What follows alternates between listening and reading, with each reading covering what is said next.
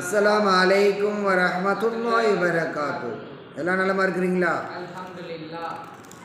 இன்னைக்கு ஒரு சின்ன துவா தெரிஞ்சுக்குவோம்.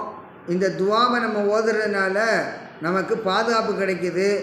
வானவர்கள் நமக்காக துவா செய்கிறாங்க. அதனால இந்த துவா ஓதிட்டு போவோம். வெளியில் போகும்போது எத்தனையோ ஆபத்துகள்லாம் ஏற்படுதா இல்லையா? அதிலிருந்து நம்மை பாதுகாத்து கொள்வதற்காக இந்த துவா. இப்போ இந்த துவா ஜாமிய திர்மிதி அந்த கிதாபில் இடம்பெற்றிருக்குது.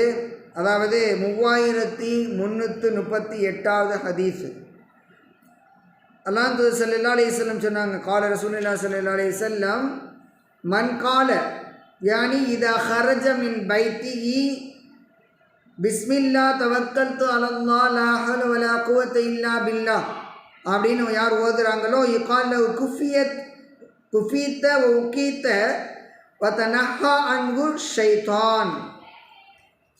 தன்னுடைய வீட்டிலிருந்து புறப்படும் போது யார் இந்த துவாவை ஓதுகிறாரோ, அதாவது பிஸ்மில்லாஹி தவக்கல்து லா ஹவ்ல வலா குவத்த இல்லா பில்லாஹ், பிஸ்மில்லாஹி தவக்கல்து அலல்லாஹ் லா ஹவ்ல வலா குவத்த இல்லா பில்லாஹ் அப்படிங்கிற இந்த துவா, இதை யார் ஓதுறாங்களோ அவங்களுக்கு உமது அலுவல்களில் போதுமான உதவிகள் பெற்றுவிட்டீர், பகையோரின் தீங்குகளிலிருந்து தகுந்த பாதுகாப்பு உமக்கு கிடைத்து விட்டது என்று வானவர்கள் வாயிலாக உறுதிமொழி கூறப்படுகிறது அவருக்கு. மேலும் ஷைத்தான் அவரிடமிருந்து விலகி விடுகிறான். இப்போ இதனுடைய பொருள் என்ன?